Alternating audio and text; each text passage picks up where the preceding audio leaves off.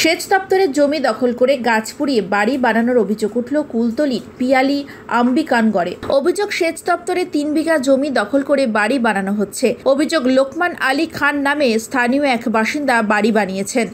তার অবশ্য দাবি 11,50,000 টাকা দিয়ে তিনি স্থানীয় এক ব্যক্তির কাছ থেকে 3 বিঘা জমি কেনেন। সেই জমি সেচ দপ্তরের তা তিনি জানেন না। তিনি জানান ইতিমধ্যে 7,50,000 টাকা তিনি দিয়ে দিয়েছেন।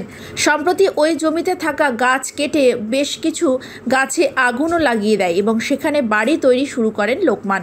খবর পেয়ে পুলিশ ও বন দপ্তর ঘটনাস্থলে এসে ওই ব্যক্তিকে আটক করে। ভেঙে দেওয়া হয় ঘর।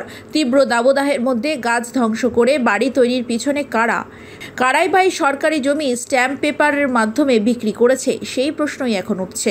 আমরা বিশ্বাস সূত্রে খবর পাই, বিশ্বাস সূত্রে খবর পেয়ে আমরা সঙ্গে সঙ্গে এখানে এলাকার স্থানীয় পঞ্চায়েত সদস্য তাকে বলি এবং বন ও ভূমি দপ্তরের কর্মদক্ষের সঙ্গে সঙ্গে সংবাদ দিই এবং স্থানীয় এখানে পুলিশ ক্যাম্প ছিল, পুলিশ ক্যাম্প নিয়ে আমরা এসে সঙ্গে সঙ্গে এই ঘরটা ভেঙে দিচ্ছি। কি নাম আপনার? লোকমান আলী খান। এই দেখলাম সরকারি জায়গার উপরে ঘর করছেন কেন?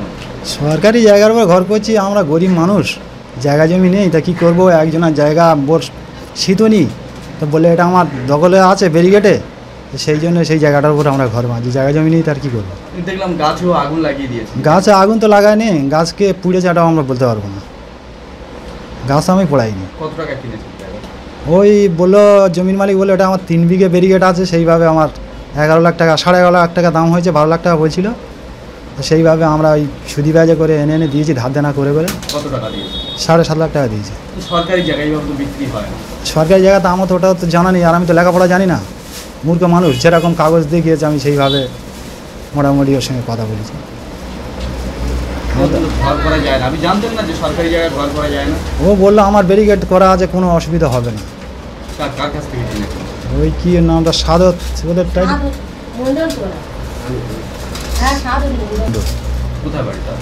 ওই তো এই হাটের পিছনে চেপে আছে মসজিদের কাছে। কি নামটা? সাদত মণ্ডল।